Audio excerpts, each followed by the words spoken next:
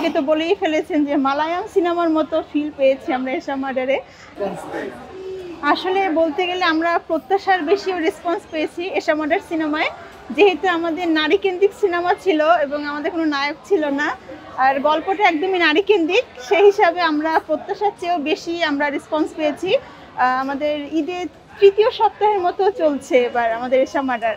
এটা আসলে আমাদের জন্য অনেক অনেক বড় একটা পাওয়া। আর প্রতিটা দর্শকই আপনার খুব চমৎকার চমৎকার রিভিউ দিচ্ছেন যে তাদের ভালো লেগেছে। অনেকে তো বলেই ফেলেছেন যে মালায়ালাম সিনেমার মতো ফিল পেয়েছি আমরা এশা মার্ডারে, এবং অনেকে বলেছেন যে আপনার একদম একদম আমাদের দেশের শিকড়ের গল্প, আমাদের বাস্তবতা নির্মিত আমাদের সমাজের নির্মম বাস্তবতার অবলম্বনে নির্মিত। মোনালিসা হেভি ফ্লো 15 পিস প্যাকেটের সাথে 8 পিসের একটি প্যাকেট একদম ফ্রি। অনেকেই বলেছেন এবং বলেছেন যে আমাদের প্রতিটা নারীর বিশেষ করে সিনেমাটা দেখা উচিত, এবং শুধু নারী না, আর আমাদের আসলে সবারই দেখা উচিত। একটা কর্মফলের বিষয় রয়েছে আমাদের সিনেমার। আমার এই সিনেমায় ক্যারেক্টার ছিল রাইসা, এশার বান্ধবী। আর আমার ক্যারেক্টারটা যদি ডিফাইন করি বলবো যে খুব চটপটে এবং প্রতিবাদী একটা চরিত্র। এই চরিত্রটা করতে গিয়ে একদম ভুরু প্লাক করিনি, মেকআপ করতে দেয়নি, মানে চরিত্রের সাথে মিশে যাওয়ার জন্য যে বিষয়টা, এবং খুব মানে সুতির জামা পরেছি, খুব মানে আপনার মফস্বল শহরের একটা মেয়ে যেরকম থাকে, মেকআপ ছাড়া, ভুরু প্লাক ছাড়া, অনেক সময় তো চুলও আঁচড়াতাম না, এরকম একটা চরিত্র। তো নিজেকে ভাঙতে হয়েছে খুব।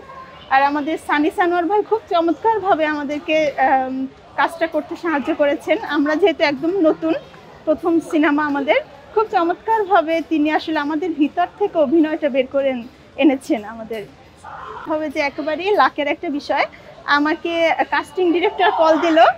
কাস্টিং ডিরেক্টর কল দিয়ে বলল যে এশা মার্ডার একটা সিনেমা, সেখানে সানি সানোয়ার পরিচালক থাকবেন, তার পরিচালনার সিনেমা। তিনি কল দিয়ে বললেন যে আমাদের চরিত্রের জন্য তোমার ফেসটা যাচ্ছে, এবং আমরা খুব মানে চটপটে একটা চরিত্র চাই যেখানে আসলে প্রতিবাদ করার একটা বিষয়, খুব চটপটে একটা বিষয়। তো সেখান থেকে যখন আসলে আমাকে কল করা হলো, আমি তো প্রথম বিশ্বাস করছিলাম না যে হ্যাঁ এটা কি বাস্তব। রাত 1টার দিকে আমাকে কল দেওয়া হয়, হয়তো অনেকে মিলাতে পারছেন না, এরকম একটা বিষয় ছিল। বললো যে আমাদের খুবই আর্জেন্ট একটা চরিত্রের জন্য দরকার, আমাদের শুটিংয়ে ডেট পড়ে গেছে।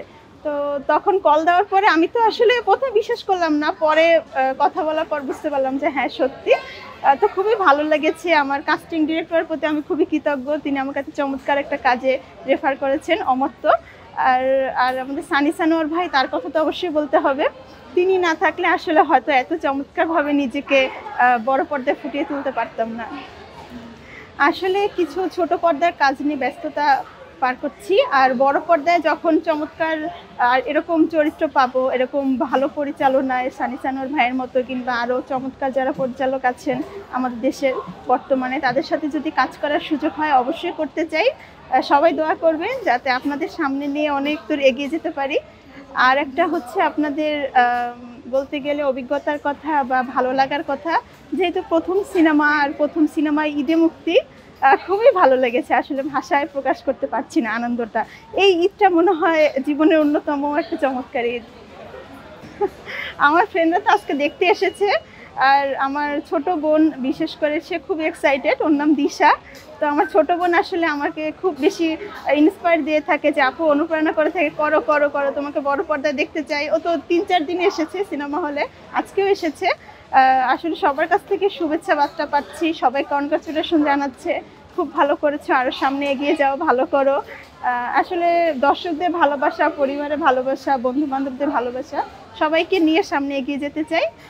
সবাই দোয়া করবেন। For more updates, follow us on Facebook, subscribe our YouTube channel, get the latest update on www.daily-sun.com.